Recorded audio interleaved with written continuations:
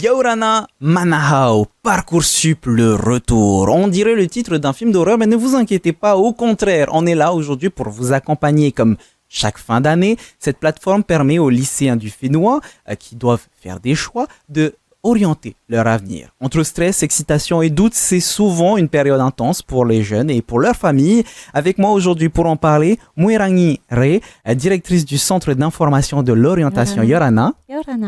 Et Laetitia Otsenasek, qui est psychologue de l'éducation nationale Yorana. On va décortiquer ensemble Parcoursup, l'heure des choix, pour que chacun puisse comprendre mieux comment ça fonctionne et comment être accompagné. C'est dans Manava, votre émission Info Service.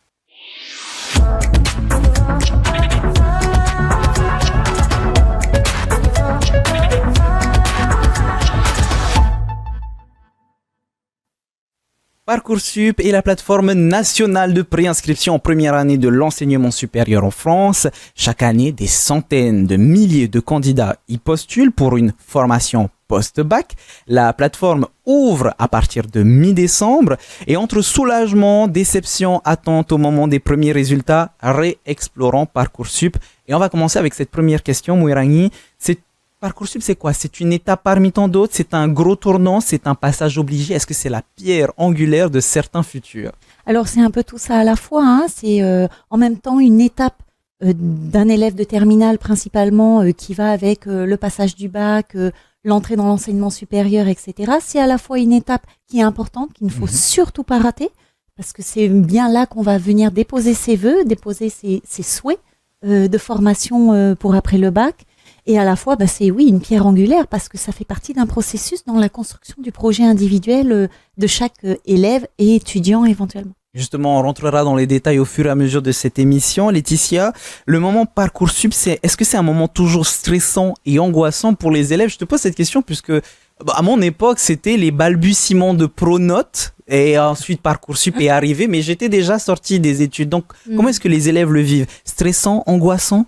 Alors oui, en effet, sur le terrain, on constate beaucoup de jeunes qui sont très stressés, qui sont démotivés parce qu'ils ont le sentiment qu'ils vont pas y arriver, le sentiment qu'ils n'ont pas les compétences nécessaires. Mais c'est en ça que nous, on accompagne les jeunes justement pour leur donner confiance et leur permettre de prendre leurs repères petit à petit pour avancer tout au long de la procédure. Alors tu parles des jeunes. Oui. Les jeunes, ça va être qui, du coup, qui vont être concernés par toutes ces étapes, Mouirangi? Alors principalement, ce sont les élèves de terminale, donc de cette année scolaire, mais également des étudiants qui souhaitent se réorienter et revenir dans une première année d'enseignement supérieur, dans une autre filière, par exemple. On a également des peut-être étudiants qui ont abandonné ou qui n'ont pas eu de proposition d'admission les années précédentes et qui souhaitent revenir. Et dans ce cas-là, ils ont la possibilité de se réinscrire sur la plateforme pour formuler à nouveau des vœux.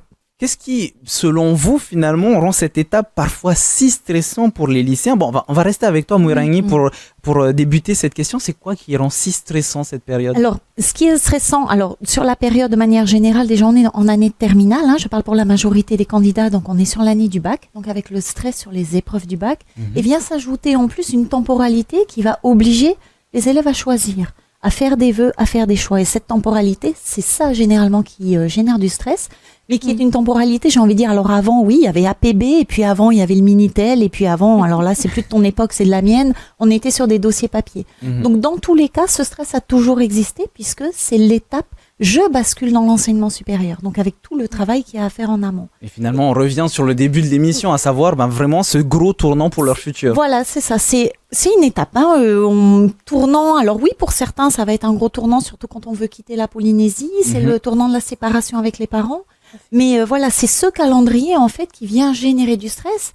Et je passe évidemment toutes les images plus ou moins fausses qui sont divulguées un peu partout sur Parcoursup, etc. Et qui vient en plus générer du stress supplémentaire. Et pour compléter ce qu'a dit Laetitia, oui, les jeunes sont dans cet état de stress pour leur année terminale, mais les parents également qui stressent parce que c'est l'avenir de leur enfant qui est joué au travers de cette procédure, mais qui au final aurait été une procédure papier, aurait été exactement stressante de la même manière. Et Laetitia, je te voyais réagir à tous les propos finalement de Mouirangi et je te voyais dire tout à fait exactement un complément d'information. Oui, mais aussi c'est une période très importante parce que ça suppose de faire des choix. Si on regarde ça sur le plan du développement adolescents vers l'âge adulte, Mhm. ça vient aussi bousculer cette temporalité. Pour certains, la question de la projection dans une formation, c'est une question qui est difficile. C'est pas évidente pour tous. Alors là, on le rappelle, de octobre à janvier, les élèves ont pu préparer leur projet. Et du 19 janvier au 12 mars, donc dans pas très très longtemps, c'est l'inscription et la formulation des vœux. C'est bien ça, Mouirani? Tout à fait. Alors, la préparation du projet, pas de panique. Si elle n'a pas été faite ou si, comme dit Laetitia, il n'y a pas cette projection, elle peut encore être faite. Par contre, à partir du 19 janvier et jusqu'au 12 mars, il est important de saisir les vœux sur la plateforme. Si on rate cette périodicité, ça veut dire qu'il faut attendre la procédure complémentaire pour pouvoir faire des vœux sur les places qui restent. Donc, c'est vraiment important de démarrer la construction de son projet un peu en amont et pas se dire je vais m'y prendre à la dernière minute, je vais mettre au hasard parce que Parcoursup c'est plus de 25 000 formations. Mhm. Donc on va pas aller éplucher les 25 000 formations pour La aller veille pour savoir le lendemain. et encore moins la veille pour le lendemain. Mais grosso modo oui, ce travail il est fait il est généralement fait dans les établissements scolaires, souvent avec les familles, parfois avec difficulté on sait qu'à l'adolescence on n'a pas forcément envie de parler de son projet avec papa et maman, on va plutôt mettre sur le fait accompli j'ai fait ce vœu là ou j'ai choisi ça et donc après c'est panique Panique à bord, oui. Panique à bord dans les familles. Mais voilà, oui, il y a cette temporalité de la saisie des vœux, de la validation des dossiers qui est très très important et qu'il ne faut pas rater. Avant de parler des parents, j'aimerais, Laetitia, qu'on revienne sur ce que disait Mouirani, à savoir faire les choses à la dernière minute. Oui. On se reconnaît très certainement dans cette phrase. C'est l'erreur classique à ne surtout pas faire, en particulier sur Parcoursup. En effet, parce que ça suppose quand même une réflexion au projet. Et ça suppose aussi pour les enfants de pouvoir évaluer la faisabilité du projet. Donc, c'est quelque chose qui se réfléchit en amont. Bien souvent, quand même, on accompagne les élèves bien avant. Moi, je conseille souvent, déjà à partir de la première, on peut commencer un peu à élaborer sur le projet pour affiner petit à petit les choses et arriver prêt et serein sur la période Parcoursup. Est-ce qu'il y a une forme, je sais pas, vis-à-vis des élèves, une forme le fait de repousser le choix pour éviter à le faire? Tout à fait. Oui. Mais ça, c'est un fonctionnement classique, mais qu'on a tous.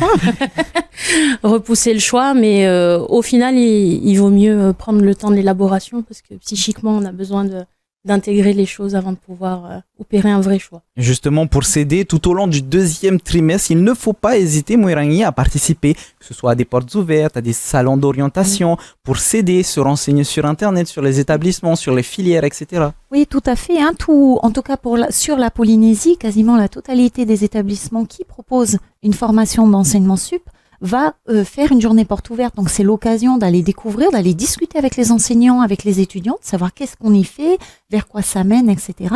Et la DG2E organise également à la fin du mois de janvier le forum d'orientation post-bac. Donc là, tous les scolaires, donc tous les élèves de première et de terminale sont invités. Alors après, c'est en fonction de chaque établissement. Certains vont amener les premières, d'autres les terminales. Et là, c'est pareil, toutes les formations de Polynésie avec quelques intervenants extérieurs qui viennent pour les études au Canada, en Nouvelle-Zélande, qui vont venir présenter et échanger, discuter avec les élèves et les familles, puisqu'on sera ouvert le samedi matin également. On a tous eu 17, 18 ans, on sait, quand il faut faire un choix, ça devient parfois compliqué avec tous les choix disponibles. On en parlait juste avant, Laetitia, parfois on repousse l'échéance pour ne pas faire ce choix, mais quand on commence à se sentir débordé, que ce soit par les échéances, que ce soit par les choix, est-ce qu'il y a une astuce simple à avoir pour chaque élève, voire même chaque parent qui accompagne son enfant? Mais déjà, venir rencontrer les professionnels qui sont là pour l'accompagnement. Alors, on va quand même parler des professeurs principaux de terminale. Il y en a qui sont là spécifiquement pour ça. Et puis, nous, psychologues d'éducation nationale, alors, l'orientation, c'est une mission qui est partagée par tous. Il est vrai que nous, on le travaille vraiment en individuel. Donc, je dirais que c'est le conseil que je donnerais le plus aux jeunes. Venez nous rencontrer. Est-ce que Parcoursup, la démarche en tout cas Parcoursup, Mouirani, c'est identique à celle d'un lycéen de métropole ou est-ce que c'est différent parce qu'il y a un décalage horaire, parce que c'est pas exactement la même chose? C'est une idée reçue que l'on a? Alors, elle est déjà identique sur le principe, c'est-à-dire que Parcoursup, tu l'as dit, c'est une procédure qui est nationale, donc toutes les formations de Polynésie, de métropole qui relèvent de Parcoursup sont dessus. Le calendrier, il est identique en termes de date. Par contre, oui, on a cette question du décalage horaire, c'est-à-dire que quand on dit que Parcoursup, la saisie des vœux s'arrête le 12 mars à midi, à minuit, pour nous, ça va être le 12 mars à midi. Donc, il faut tenir compte de ce décalage horaire. Et c'est indiqué sur la plateforme, c'est précisé heure de Paris.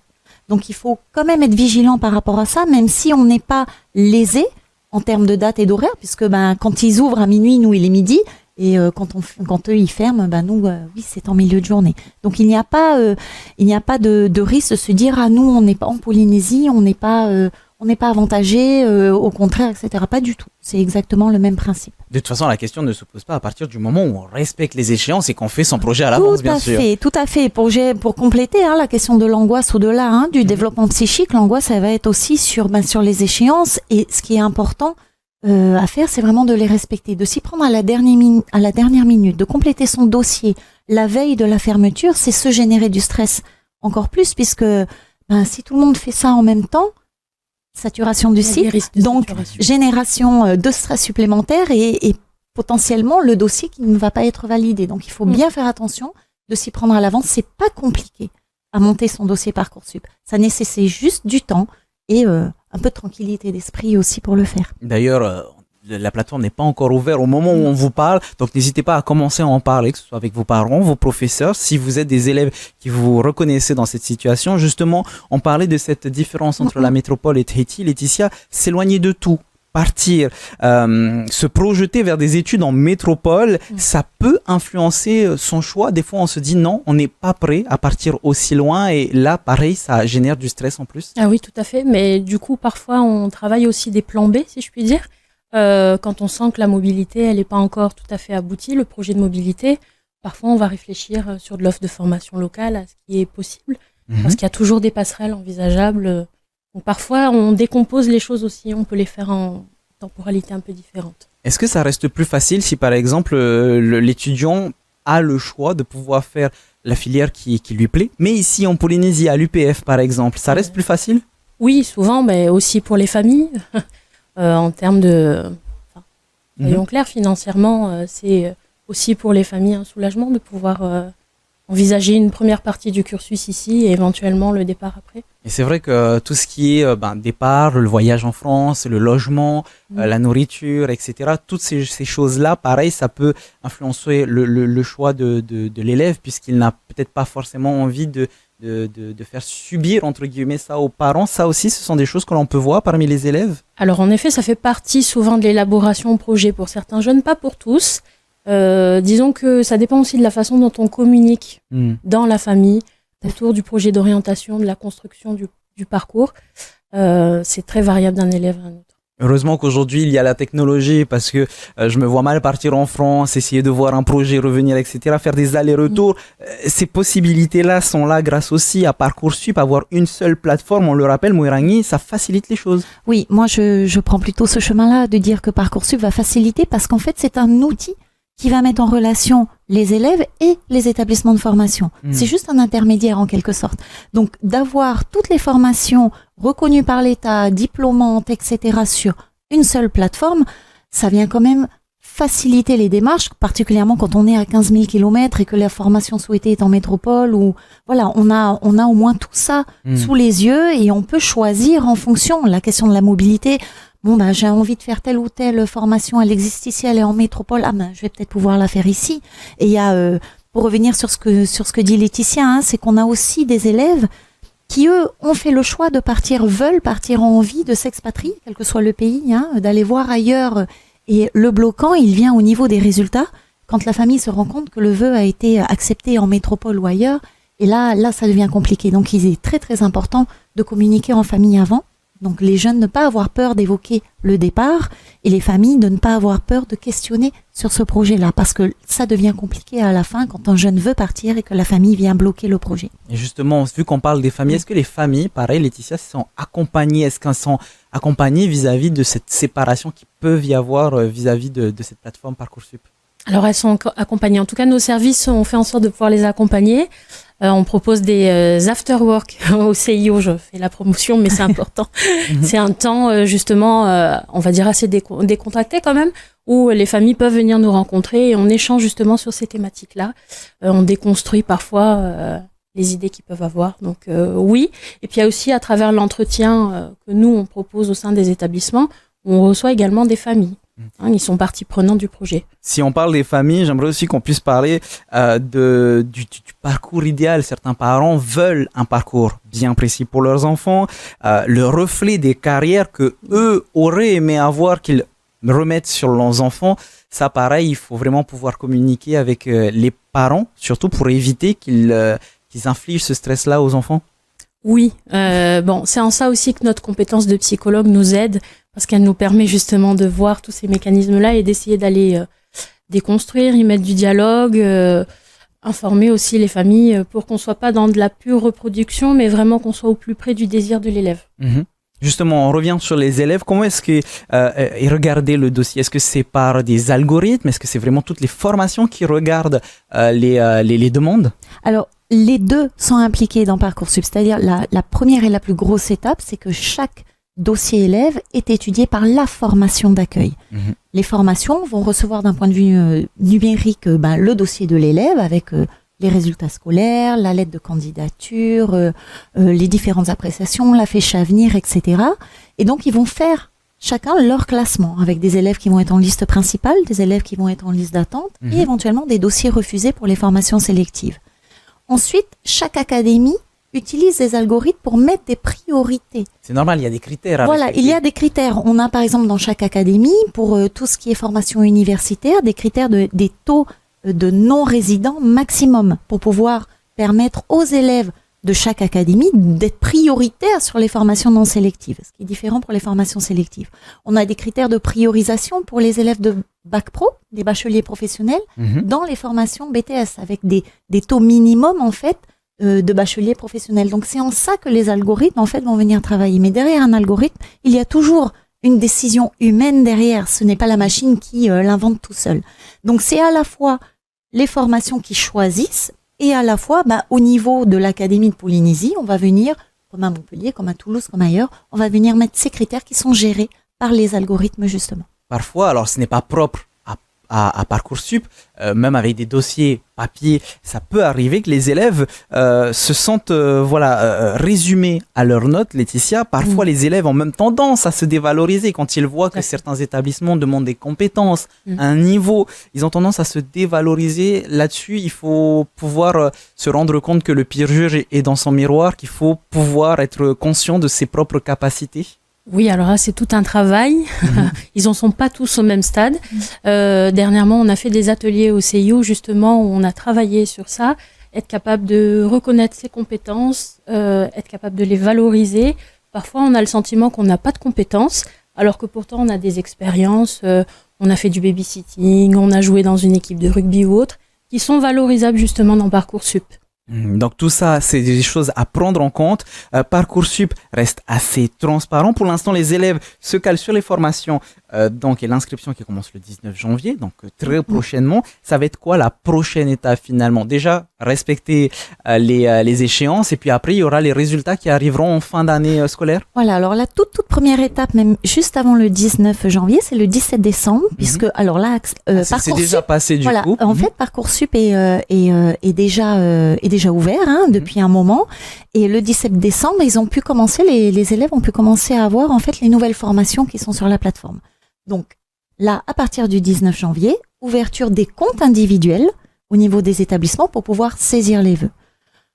Là, on va travailler jusqu'au 12 mars. 1er avril, date limite pour valider les dossiers, donc pour faire remonter les bulletins scolaires, la fiche à venir, les lettres de candidature, etc. Et les premiers résultats arriveront début juin. Et bien sûr, respecter les échéances, on le répétera jamais assez. Jamais assez. Mais voilà, à partir de début juin, là, on a les premiers résultats qui vont arriver et les élèves qui vont pouvoir choisir en fonction justement des propositions d'admission qu'ils vont avoir. Vous avez encore un petit peu de temps devant vous, mais de toute façon, même si la plateforme, les comptes individuels n'ont pas encore été ouverts, la plateforme Parcoursup l'est déjà. N'hésitez pas à aller faire un tour. Mais pour terminer, j'aimerais, Laetitia, qu'on revienne sur une chose. Pour un élève qui n'a pas de proposition satisfaisante, qui reste longtemps en attente, même si on a encore un petit peu de temps devant nous, il ne faut pas désespérer et surtout ne pas douter de ses capacités. Ah, tout à fait. Et puis en plus, donc il y a une phase complémentaire qui vient après, qui permet à ces candidats de refaire des vœux à nouveau. Donc non, il ne faut pas désespérer. Ça ne remet pas en cause ce qu'ils sont. Bon, c'est simplement, là, c'est le grand jeu national de Parcoursup. Mais a priori, chacun trouvera sa place. Et au pire, il y a une commission, la CAES, qui permet aussi de trouver aux élèves qui n'auraient pas de formation quelque chose qui soit au plus près de leurs vœux. Justement, Parcoursup, c'est une plateforme encadrée avec des étapes, des critères transparents et surtout un moment important rempli de doutes, d'attentes, mais aussi d'opportunités. Et c'est là-dessus qu'il va falloir se concentrer. Justement, les amis, comme d'habitude, vous le savez, on termine avec vos questions express. C'est tout de suite en images. Bonjour, Gerbert Bouissou, vice-président en charge de la commission de la formation et de la vie universitaire à l'UPF. Particularité à partir de la rentrée, l'INSPE, qui auparavant était en charge uniquement de master enseignement, va également accueillir une licence professorat des écoles qui n'apparaît pas encore pour l'instant sur Parcoursup parce que nous sommes en train de l'accréditer, mais qui sera présente dans les semaines à venir. Particularité également de la rentrée prochaine, nous avons une licence sciences de la transition environnementale et sociétale qui existait déjà, mais qui va proposer à partir de la rentrée un nouveau parcours axé sur la mer et l'économie bleue. Alors effectivement, les étudiants, lorsqu'ils remplissent leur dossier Parcoursup, peuvent joindre des lettres de motivation et contrairement à une légende urbaine, ces lettres sont lues puisque l'UPF est une université à échelle humaine et les responsables pédagogiques, les commissions d'examen des vœux lisent ces lettres et ce que nous conseillons, c'est d'éviter quelques erreurs récurrentes, notamment les lettres un petit peu génériques où parfois les étudiants omettent de supprimer le nom d'une autre université à laquelle ils ont déjà candidaté et puis surtout d'indiquer ce qui les intéresse spécifiquement dans cette formation et pourquoi ils choisissent plutôt l'UPF. Ça peut être pour des raisons de proximité, mais ça peut être aussi pour des raisons de culture locale, etc. Et tous ces éléments nous aident ensuite à classer les dossiers. Les personnes qui n'ont pas le baccalauréat mais qui souhaitent reprendre des études ont également la possibilité par le biais de la formation continue de s'inscrire au DAU qui est un diplôme d'équivalence au baccalauréat et qui permet après son obtention de reprendre des études universitaires et nous avons parfois des personnes qui ont 40 ans, 50 ans et qui sont désireuses soit pour des raisons d'intérêt personnel d'avoir le bac mais aussi pour s'inscrire dans un parcours professionnel et dans un parcours universitaire de reprise d'études. Et cette formation est proposée chaque année par l'université. Mais il y a effectivement la possibilité de s'inscrire sans passer par Parcoursup pour des étudiants qui ont déjà des diplômes ou qui sont sortis du système scolaire depuis un certain nombre d'années. On termine cette émission avec des sites internet et là vous en aurez besoin pour pouvoir vous orienter. On commence avec la plateforme officielle Parcoursup sur parcoursup.gouv.fr avec la présentation, les chiffres concernant les formations, les élèves, les différentes procédures, le tableau de bord avec les dates essentielles et puis surtout, n'oubliez pas, Parcoursup a déjà ouvert depuis le mois de décembre, donc n'hésitez pas à aller faire un tour. Il y a aussi le site internet enseignementsup-recherche.gouv.fr. Vous y trouverez les propositions d'admission dans l'enseignement supérieur, le bilan Parcoursup 2025, les phases principales avec les dispositifs d'accompagnement aux candidats. Et on termine, le site utile des recherches de formation locale. N'hésitez pas à prendre contact directement avec upf.pf pour en savoir plus sur ce qui est présenté chaque année avec les informations sur les formations de l'UPF présentées sur Parcoursup. Et on termine avec un dernier site, mais plutôt que de vous le montrer, je vais demander à Mouirangine de nous en parler. C'est monprojetsup.fr. Oui, tout à fait. C'est un site internet qui est tout nouveau, qui est géré par l'ONICEP et qui permet aux élèves de terminale de pouvoir commencer à simuler, à rechercher en fait des formations s'ils sont un petit peu perdus ou même s'ils veulent avoir confirmation. Ça permet donc de faire une recherche en fonction de l'état actuel du projet, des spécialités de terminale choisies et des centres d'intérêt de manière générale. Et ça prend un peu la même forme que ce qui est présenté sur Parcoursup, ce qui fait qu'à partir de ces questions-là, ils vont pouvoir avoir la liste des formations en cohérence avec le questionnaire qu'ils auront rempli. C'est très intéressant pour un élève de terminale. Merci Mouirangine, ça permet de bien conclure finalement notre émission. Maruru Metei pour ta participation. Et puis pareil pour toi Laetitia, pour tous les détails que tu nous as apportés sur le stress que les élèves vont pouvoir avoir, mais il faut surtout être positif et ne pas désespérer. Merci. Tout à fait, merci. Merci à tous de nous avoir suivis. Restez sur TNTV à 18h. Votre V à Tahiti. Bon appétit si vous êtes à table. Maururu itotatou farerir a trahoma parhena.